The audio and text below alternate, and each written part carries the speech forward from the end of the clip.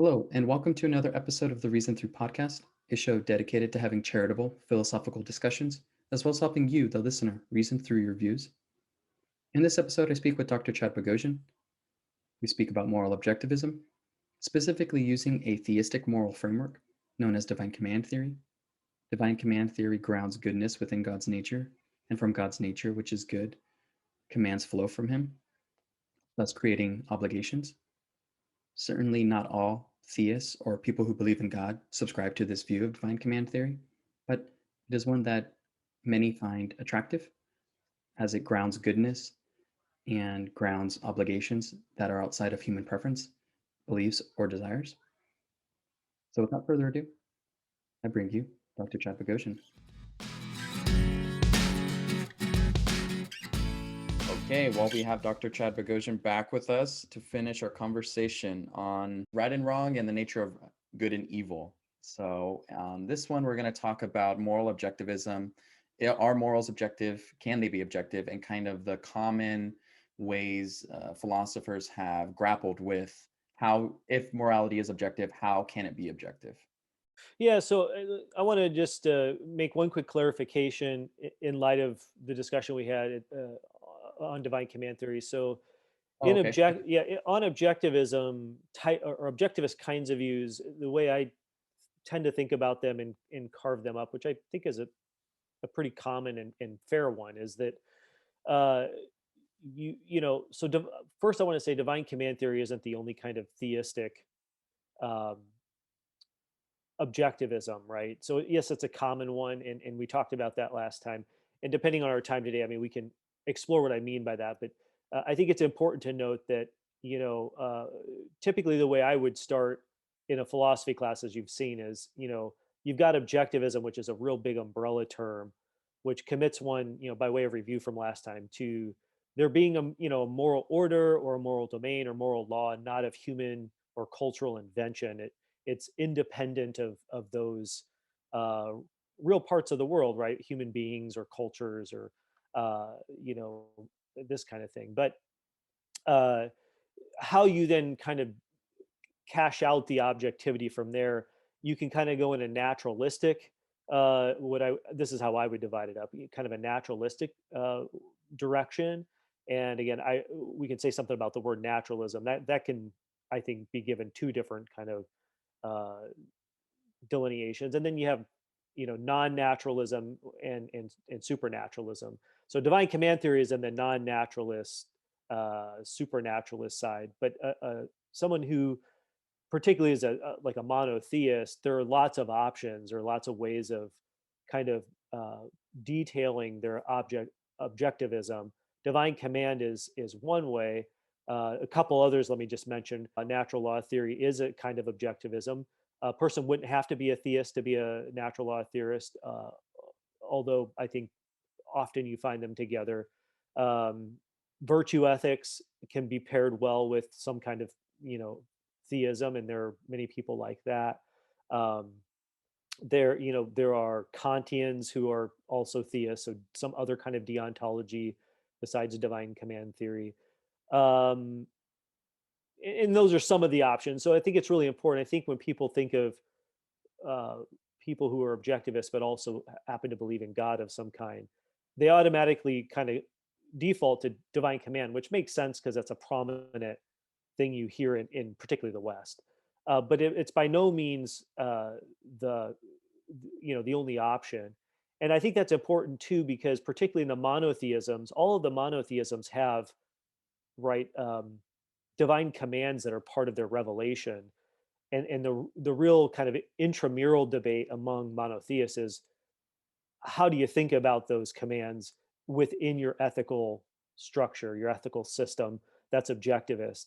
Divine command is one way of thinking about those, uh, but the other one, kind of views I mentioned are going to, they have to accept the divine commands as binding in some way, but it doesn't mean that because something's commanded by God, that's what makes it right or gives it its moral force.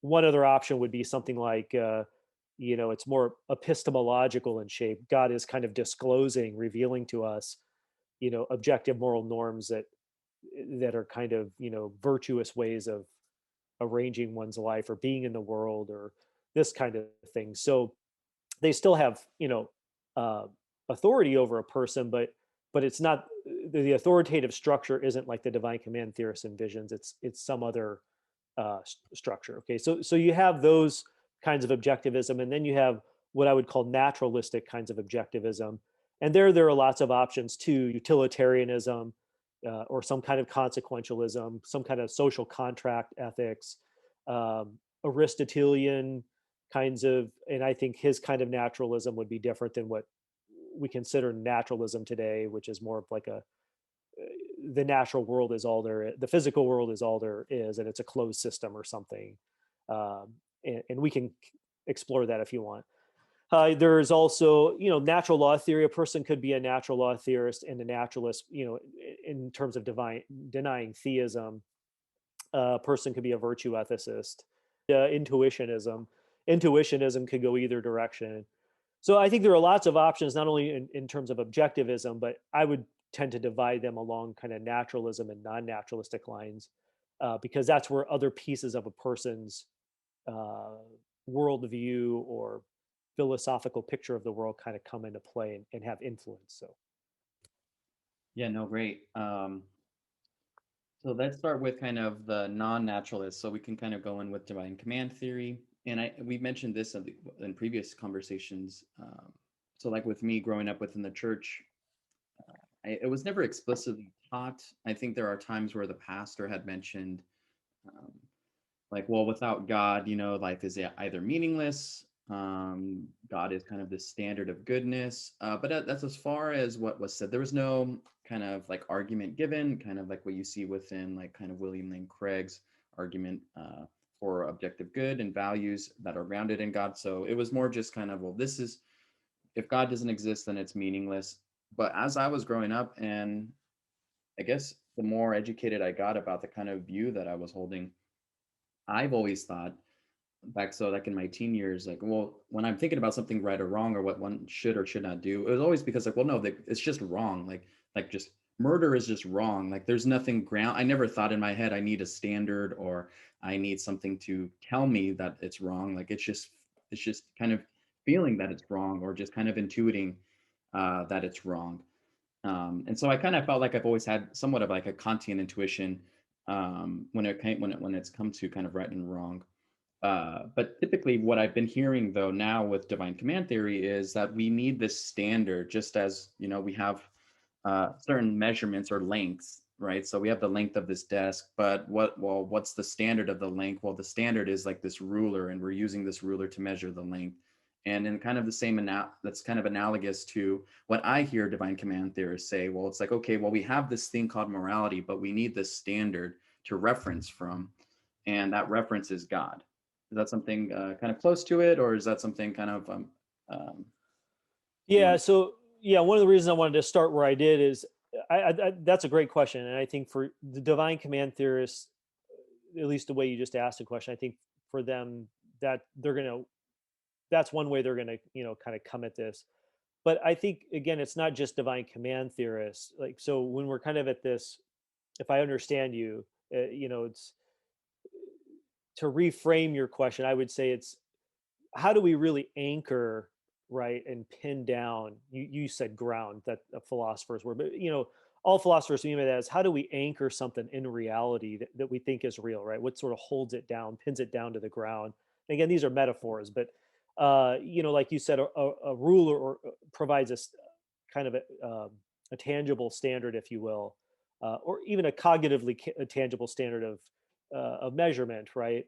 And so we can like the idea of objective right and wrong. Look, well, murder's just wrong. Okay, well, we could say that, um, but as we kind of drill a little deeper, that starts sounding like, well, it's just like a brute fact, right? As Bertrand Russell would be comfortable saying. There's nothing further to pin it down. It just is what it is. And so other objectivists are unsatisfied. They want to say more. And so now, when we want to say more to provide a full explanation of what accounts for the wrongness of murder, that then moves beyond just the act to some other referent, right? Is it some feature of how we're constituted as human beings? Is it some something in light of our evolutionary biology, which I failed to mention earlier, that there's a kind of objectivism that might take a more evolutionary ethics kind of shape. Is it is the standard or the anchor, kind of essential human nature in light of what it takes for us to flourish and thrive? Is it um, a moral law, right? That murder isn't matching up to this abstract kind of moral law that's a feature of the universe, kind of like math is. That would be more Kantian or Platonic, even. And so those are some options. So the theist, back to divine command theorists think they have a straightaway explanation for the anchor, right? It's God plus some activity of God, of his, you know, commanding in some form what we should and shouldn't do. So God is, in their theistic structure, it's God's being is the ultimate anchor of moral goodness, right, and value. But then right and wrong, what we ought or ought not do, um, are, God kind of giving statements, right, that reflect that goodness in the form of commands. This is Craig's kind of view. Uh, and what gives them their moral oomph of, well, if you say, well, why shouldn't I murder someone? The answer isn't, well, just because murder's bad in and of itself. It's, well, because you got the relevant kind of authority telling you, you know, don't do this to other human beings. Kind of like if you as a dad tell your daughter, don't run out in the street, you're the relevant kind of authority that she can and should listen to, because you know some things she shouldn't about why it's bad for her, and you can provide that sort of account. So I think that's how they think about it. The commands, what the work the commands are doing is pinning down moral duties, whereas God's nature is pinning down or anchoring kind of, sort of the standard of goodness. Other theists, just real quick, uh, again, I think they're going to agree with the, God's being essentially good, as we discussed last time, kind of is the anchor of morality as such, goodness as such, or something like this. And then from there, they're going to maybe give an account of moral duties differently. Either they're, you know, reflections of the moral law, or they're uh, reflections of God's virtuous nature, in kind of a virtue direction there, which is essentially loving. That's called agapeistic, kind of virtue ethics. And so yeah, divine command theory is, I think, saying here we have a way of going beyond murder's just wrong in and of itself. You've got this good being, essentially good being, that's sort of what's most real, that has brought about the world, and this world, especially moral beings, reflects his moral nature in some way. That anchors down morality and the kinds of beings we ought to seek to become. And so then he tells us how to become those in the form of commands. Other theistic ethics are going to kind of come at that different. Does that make sense? Yeah, no, it does make sense. And so typically, kind of within philosophy, you kind of hear that as a pushback against the divine command theory, you kind of have this what has been called the Euthyphro dilemma. Yeah, so the general structure is, is an action right or wrong? Okay, this isn't Plato's words, but the basic dilemma is murder wrong, to use your example, because God has said don't murder, or has God said don't murder because murder's just wrong, or there's something about murder? So you've got these two options that are intended to be logically exclusive options. The wrongness of murder is tied to God's saying don't do it, or murder, there's something about the action itself intrinsically maybe that makes it what it is, and it's not what it is because of God's speaking it or willing it or something like this.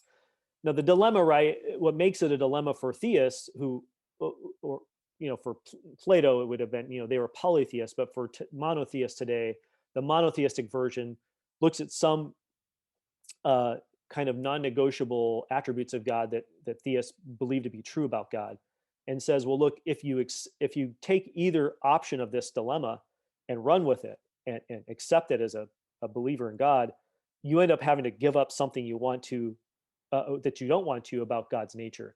So if you go with the you want to jump in there and take it up, you go ahead and you press the dilemma. So that's the structure of it. You want to press the what's at stake here. Yeah, so what's at stake would be that if one goes one route, then it seems to be that God can will anything and that would make it good. So if God commands genocide, then that makes Yeah. genocide good. But that seems a little intuitively just kind of wrong. And so if you go with the other route, it kind of admits then there's something else outside of God that is grounding the goodness. And so you kind of either have the arbitrary kind of path, or there's something outside of God that's making it good. And so, which in both cases for the divine command theorists, they want to hold on to God as the grounding for goodness, but they also don't want to say that, well, if it's just arbitrary, but they don't want to commit to the arbitrariness um, of God's commands. Yeah, let me add a couple other just thoughts there on the stakes. So with the arbitrariness is one thing, like he could just sort of pull a rabbit out of a hat on morality anytime he wants. But there's what you said. You mentioned genocide. That's to compromise his essential goodness, right? If God could command, right, says this objection, anything that he wants to, including things that we know, intuitively, as you said, to be clearly obviously morally wrong from an objectivist kind of standpoint, like rape and genocide and exploitation, then something's gone awry, right? Both with the nature of God and morality, and then arbitrariness is like, well, we ask for a reason why something's wrong. It's the worry here is like when a parent pulls rank, right, and just says, well, it's because I'm your dad, doggone it, like just listen to me. And your child wants to know, well, why shouldn't I punch my sibling? Well, okay, well, I can say I'm your dad, and that might be a fear motivation, but it's not like saying anything about what's bad about punching your sibling in the face, right?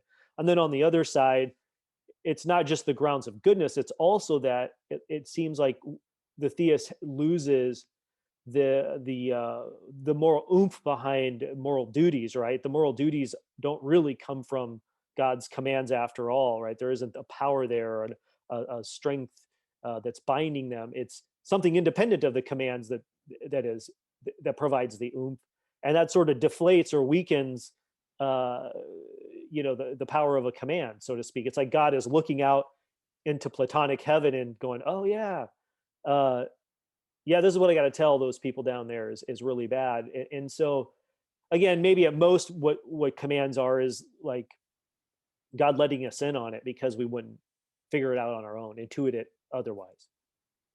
Right. And so what would you say is the kind of the way out? Because it seems from what I've heard, something like William Lane Craig's would actually say is that it's actually a false dilemma. It's not, those aren't the only two options. There's actually a third option, and that's kind of their way out. And from what I've understood it to be is like, well, God can't just command genocide because it doesn't flow. It contradicts his nature. And if his nature is lovingness and or this perfect being that is all the ultimate goodness, yeah, and maybe God could command that, but he would never do something like that because that would contradict his nature. And so it's actually setting up this false dilemma. Is that something that's kind of on the Yeah, yeah, line? yeah, yeah. You're right. You're right on the money. So just to give a little history for those who might be interested here, this kind of way out, as you called it, there are really two ways out, but the one you gave is a real common one for Craig, who you mentioned, and people like him. Paul Copan is another one who's friends of Craig, who takes this way out, and it goes back to Thomas Aquinas, a medieval philosopher and theologian, and Augustine had something similar to this. And so what they do is they essentially, and again, just to kind of zoom out to the logical structure, if you present someone with a logical dilemma, it's A or B, not both, and you pick A and that's bad for you. You pick B, that's not where you want to be. Well, the only either you got to just live with the cost of one option, or you got to have a infamous option C. So the infamous option C here, one of them is to say, well, you can kind of take part of each, right, as you said, and what they're doing here, and this is logically legitimate, right? You would just Craig, for example, says, well, you know, if you start, and he gets this from Aquinas, you start with God's essential goodness. That's like ground zero. That's a non-negotiable. Uh, if you start from there, then deductively, pretty quickly, it's either a theist is going to say God not only would not, you said that, which is true. Craig holds that God would not uh, command anything. So his commands have to flow from that nature. So the standard of goodness isn't outside of his nature. The standard of right and wrong isn't independent of his nature. His nature pins down essential moral goodness and value. But he has to act consistent with that nature. Just like humans, we can't just will ourselves to fly. We don't have that within our natures to do, right? We can only act within the limits of human nature. God can only act within the limits of divine nature. So Aquinas, I think, not only I understand him to be saying God not only won't do that, he can't command genocide because the intentional orchestration of the extermination of a human people group is logically inconsistent with essential divine goodness. And so, whatever the commands turn out to be, have to flow necessarily from that nature. Number one. Number two, if it looks like, since you've mentioned this rightly, if you look at certain texts, right, scriptural texts that seem to say that God has commanded things inconsistent with that nature, then the theist is the burden's on them to account for that, right? How either we're not understanding the command correctly, or it's what has been commanded is somehow consistent with his nature in some way, and it's not a arbitrary or morally abhorrent command or something like that. And so we can go down those rabbit holes if you want, but that's the general idea. There is how they provide a third option. And I want to just, before I forget, let me grab this book. Actually, I thought of this last time after you were kind of Oh, pressing this. So this is a book on, I'll read the title. Good God. It's Oxford University Press. It's co-authored by David Baggett and Jerry Walls, who are theists, and they do believe God is necessary for objective morality, but they actually go in a different direction than Craig, and they actually engage his view in here, and argue against it. And so people who are interested in this kind of debate and want a little bit different take than what they hear in Craig's work, this would be an interesting kind of read. But yeah, so that's the general structure of a third option. And I think people like Walls and Baguette, they go at it in a similar way, but don't ultimately have like this a divine command theory view like Craig does. So and go ahead just and press that back. Yeah. yeah, just to press a little bit more. So from what I'm hearing is that when it comes to God's nature, it kind of it reminds me of that it's metaphysically impossible for God to do something immoral or command something immoral, in the same sense that God can't command a square circle or something like that. Like they're just there is no That's right. possible world in where you kind of have this square circle, because that's just not logically possible, just because Right. of they're just two different objects and they can't be logically put together in that way. So from what I'm hearing the divine command theorists say, who takes this way out, is saying the same exact thing, that it's just metaphysically impossible for God to say, for God to command anything immoral, because it's that same logical contradiction that you kind of get with a square circle. That's right. I think that's the divine command theorists like Craig. That's the style of view that you've got that. Yeah. Yeah, so I get, so something that I think I would still push back on, at least Sure. within my mind, is okay. So when we look at God's nature as goodness, um, I think you can still ask the question: Does God is God's goodness conferring on like say something like justice? So we would view the value of justice and say, okay, justice is good, but what is making this justice? What is making justice good? And is God conferring goodness on justice, or is justice conferring goodness on God? And so this is kind of, it's not necessarily a reformulation of the Euthyphro dilemma.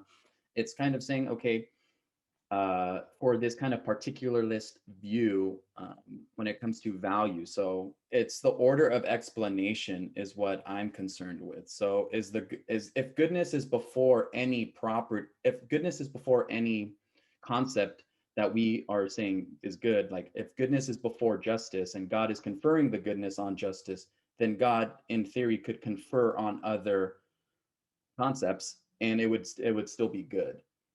Or if justice is good and the goodness is conferring on God.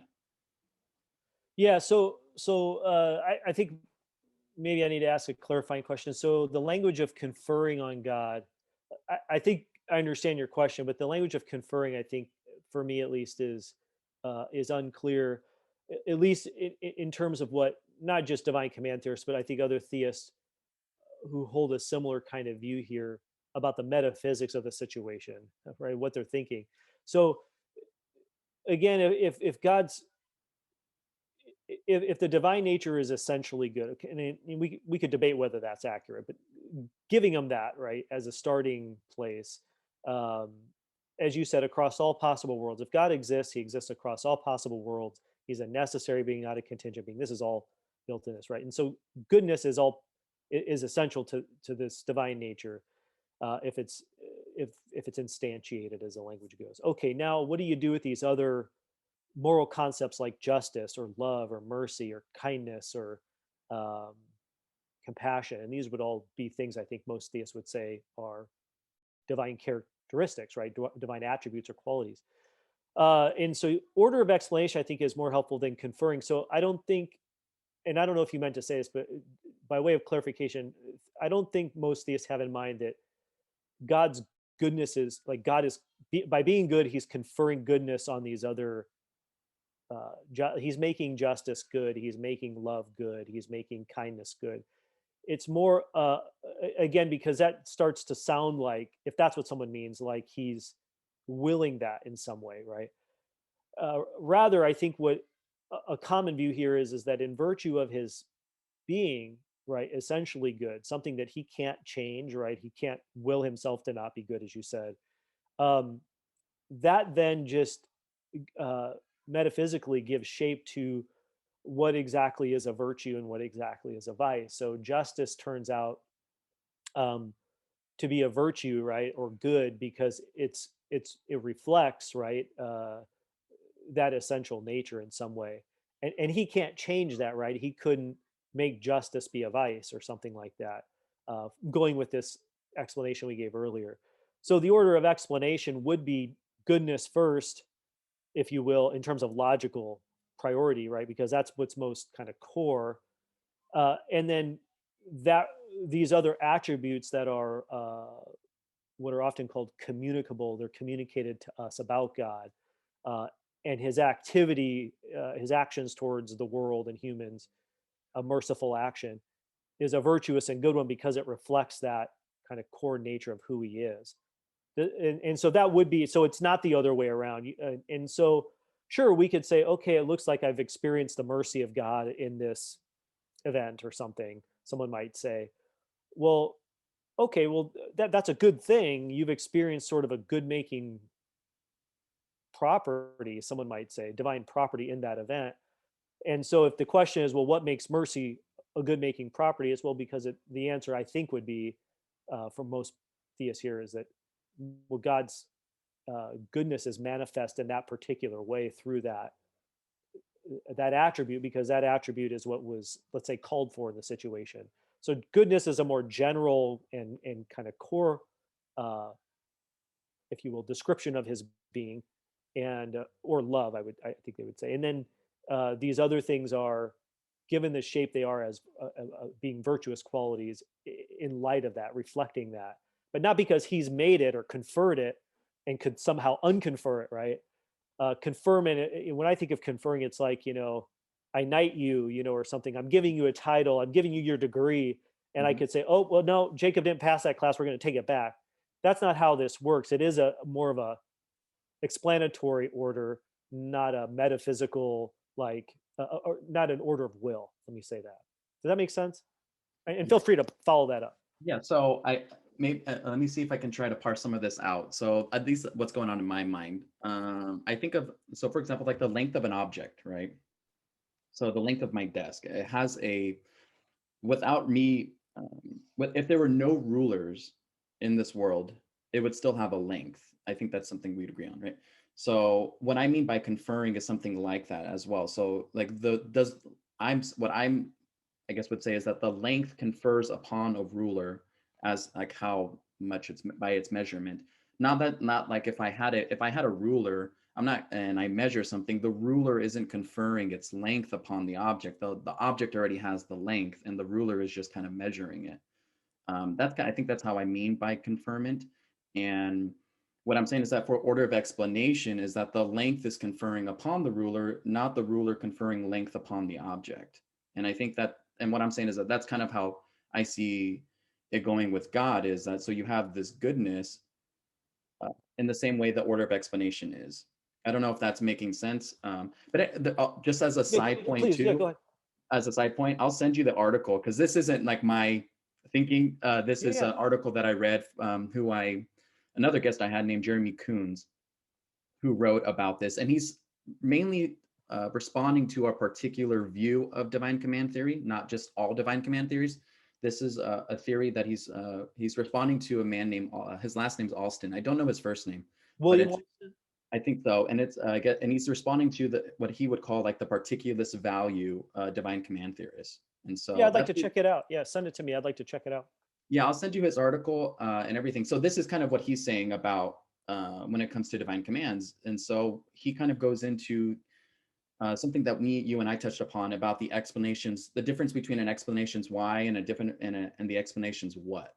So we Mm. can, when it comes to why, like we both agree that certain things they're gonna bottom out at a certain point. Like there's no further explanation of why something is the case. It's just we're gonna hit a stopping point.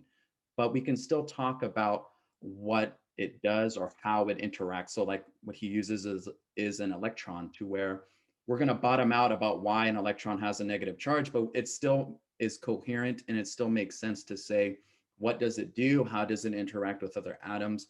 And kind of as a whole, and so in the same vein with God is that, okay, we can bottom out and say God is that grounding for goodness. But when it comes to what goodness is, there's nothing really to say if the explanation is goodness is conferring on something as opposed to a thick moral concept like justice conferring on God. Okay, yeah. So, and you'll have to forgive me. This is probably just me and reflective of the things I've read and Yeah, the sure. way the conceptual language I have. So the conferring, I think I know what you're trying to say. I think the language of conferring still is throwing me a little bit. And again, that's Okay. probably more me. But Yeah. yeah, yeah. I think if and let me just reflect this back and tell me if I'm understanding you. If what you're saying is like goodness is, you said bottom out. That's kind of where where the we start in the sort of the buck stops there in some sense, but um it doesn't, we can still ask what good, I think one of your concerns is, can we still ask what goodness is? um you know I don't know that I have a good answer to that. I'm inclined to say, well, maybe not, because if we found the thing in itself, as Edmund Husserl would say, or you know we've kind of got to the essence, right, of something, and what it sort of bottom out is, right, its essential nature. Well, then there isn't any further to drill down anymore. Once we explain what human nature is, we can't go, okay, well, why is it that? Well, we might be able to answer that, or what, or I'm sorry, we couldn't say further. Well, what is exactly that now? No, we've hit the stopping place. So I think that's one kind of thing I would say here. But the why it's that way, if that's a concern, or why it's that way in relation to other things, is what you said.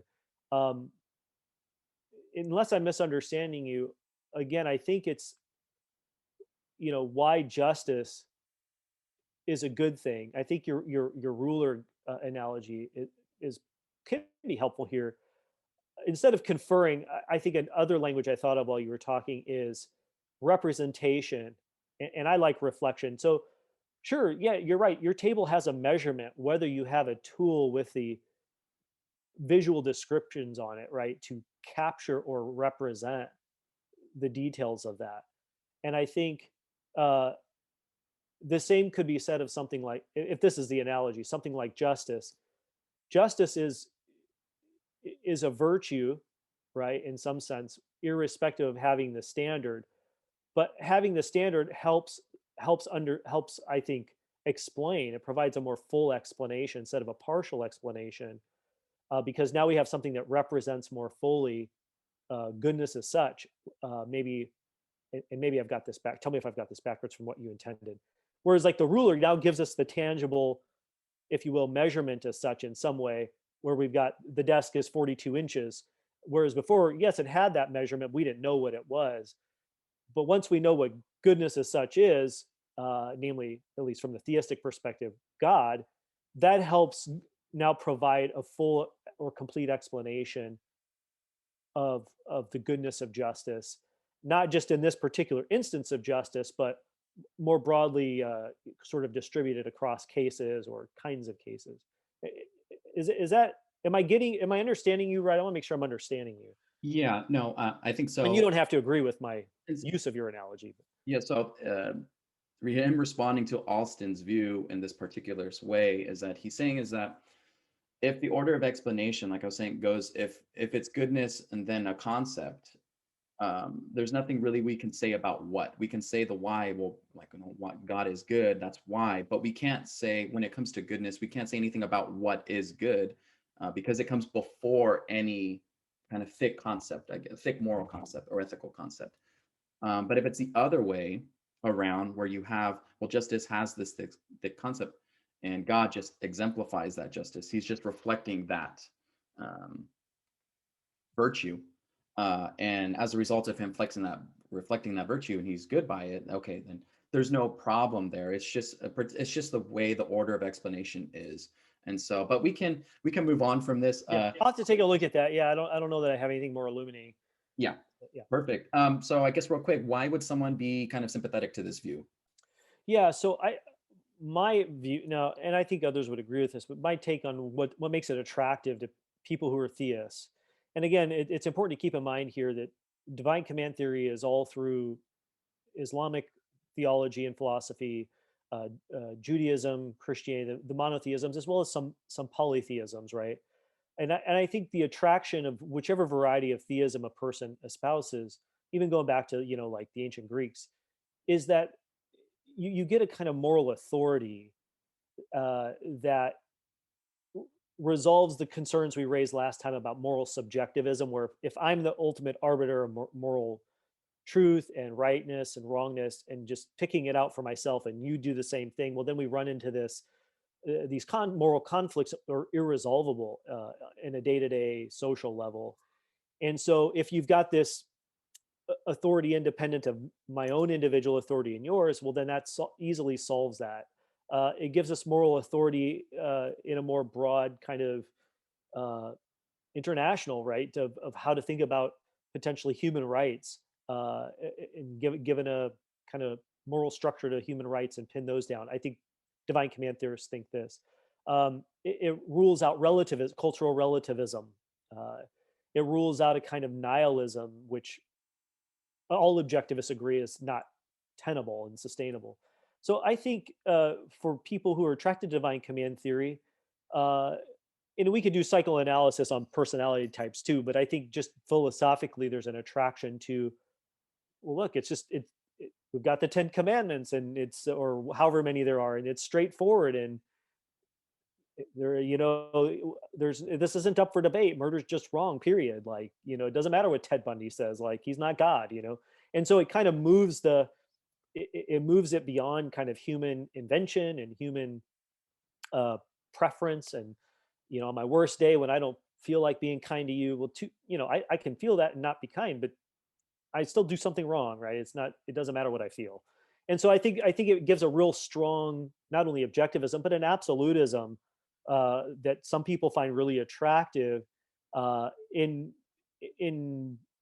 I would say, like, let's make it current, like in our present culture where things seem to be so fluid and moving all the time, and the moral goalposts seem to constantly move. And you go, well, how do we think about riots and racism and all the rest? Well, God's told us, right? End of story. And so I think that's why it's attractive to a lot of people. And that's probably in many cases pre-philosophical, I would say, right? Before they've really thought about the euthyphro as you pressed and this sort of thing. No, perfect. So I didn't stumble upon this until I read Michael Humer's Ethical Intuitionism. Uh-huh. But interesting enough, he would press, I think, that it's actually still subjective Yep. because it's dependent on kind of God's divine psychology, and it's just flowing from his own, I guess, preferences. Yeah, you brought this up last time, and I still find it interesting, and I've thought about it a good bit since you brought it up. I need to go back and look at. I'm familiar with his book, but I haven't looked at that argument, and I think there's a mistake there. I see what he's trying to do, but I don't think that's a fair description of what theists have in mind, right? Because yes, so it's not strictly speaking dependent on divine psychology in the way we understand moral subjectivism in the human sphere, right? Where my beliefs, preferences, uh, desires is sufficient to determine right and wrong. That's as we've even talked about divine command theory. That's not the case uh, for Aquinas or for Craig or anybody, right? Because again, I think it's important to keep in mind if any kind of being has a nature and that nature sets limits for what that kind of thing can do, uh, well, then strictly speaking, their psychology, uh, they're a recipient of the psychology, right? They can't through their psychological reasoning or conjuring up emotions like change their nature, right? And so morality wouldn't be dependent on God's subjective states, so to speak, like in human subjectivism. It is in some sense dependent on his being, but his being isn't something he can change, right? So I think it's interesting what he's saying, but I think it's mistaken uh, in terms of how it's understanding at least certain kinds of theistic accounts of objective morality. Yeah. And so just kind of for our listeners, we're really just talking about what would make something good, Yeah, and how would and the relationship between what makes something good and how we would know what's good, right? So yeah, what makes something good is God's nature, and what flows from God's nature is his commands, and through the commands, that's how we know kind of why murder is wrong or something like that. Because I can see a possible pushback being like, okay, well, if God's the goodness, then why do we see evil in the world? There's apparent suffering in it, and it kind of seems to be tied with kind of an argument from evil about God's existence. Do you kind of see conflations between those sometimes? What I'm trying to do is I don't want to conflate those two, because it yeah, seems that's how someone could. I probably would do this in the past. I'm like, okay, well, if God's the goodness, then okay, well, yeah, there's apparent evil in this world or apparent suffering, yeah. but God's not doing anything about that. That seems odd. Yeah, so I'm not dodging when I say this. I'm cognizant of our time limit today. Yeah. We should probably pick. I do think that the problem of evil is a separate, though related, issue here. It's a separate discussion, an important one. And so I'm not trying to avoid that. If there's time, I might come back to it. But let me say something. You Yeah. asked the first thing you asked, if I understood you, you brought up intuition, and then you asked about knowledge. So I thought about this too since our last discussion, our previous discussion. So we've mostly been talking about uh, sort of the ontological basis of moral value, moral duty, and this sort of thing. And so intuition, I think it's fair to say, intuitionism is not strictly speaking a meta ethic, right? And it's not even necessarily, as far as I understand it. I think it can be brought into the service of a, an applied normative ethic, but it really is first and foremost a moral epistemology, and that's not a knock at the view. That's not a criticism, but I think that's important to keep in mind because if we had come at this in terms of moral knowledge as opposed to kind of moral ontology, I think our discussion in important ways would go a little different. And so, um, moral intuitionism, depending on the proponent, and again, I think a theist could be an intuitionist, for that matter, which I'll mention in a second. But for Humer, who is not, and others, W.D. Ross and so on, there is either gonna so they have to have a metaphysical view of the world that gets you use the word relationship to explain the relationship, what is known as objectively right and wrong, and uh, what it still pins down metaphysically, what makes those things those moral facts what they are, right? So intuitionism is how we come to know the moral facts, right? We immediately kind of uh, see them, right? Cognize them by encountering moral reality or experiencing moral events, or morally rich events or something like this, uh, activities and that sort of thing. And we kind of intuit them immediately in experience, but that still doesn't tell us about how what moral properties are and how they're present in the event that kind of intuit them from. And so whether it's humor or someone else is going to have to tell us something about that, right? So I'm just saying that that's none of that's an objection or criticism. It's just to describe that intuitionism is coming at it a little bit differently than we have so far, and that's fine. Um, Going to divine command theory, you kind of asked those, I think, together. So yeah, I think divine command theory, and again, I'm being general here, which gets a philosopher into trouble real quick. So there are different kinds of divine command theorists, right?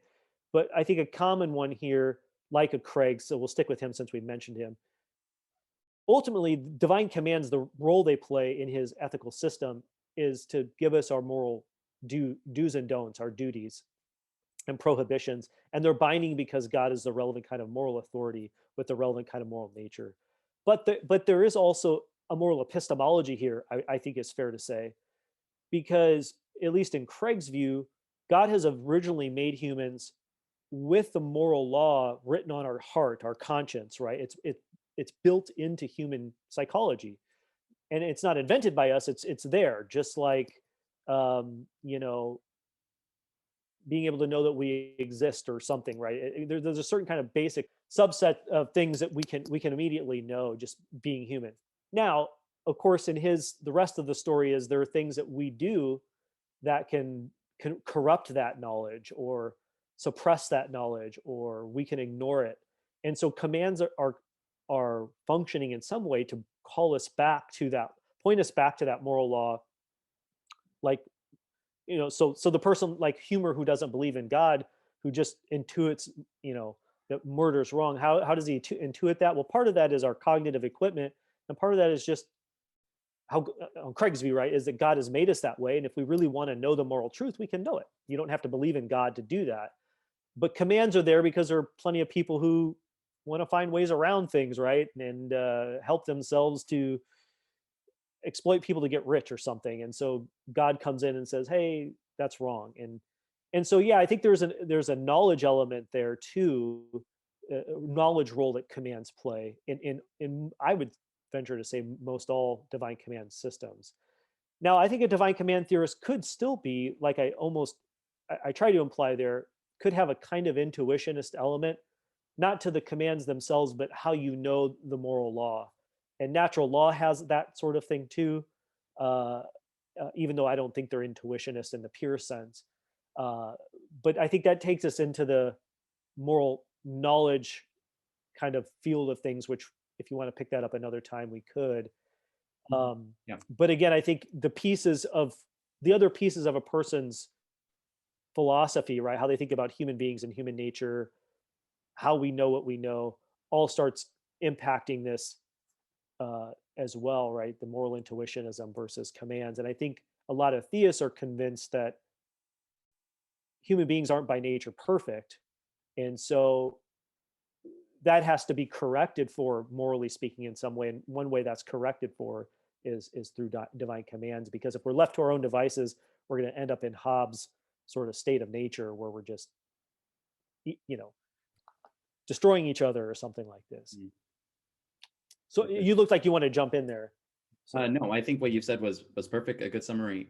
And that concludes part 2 of our discussion on morality and ethics. Dr. Bogosian and I are in the process of scheduling part 3 of our discussion on naturalistic ethics, so stay tuned for that. If you find value of what I'm doing, please consider liking, sharing, rating the podcast, as it shows your support, and I would greatly appreciate it. Thank you. See you next time.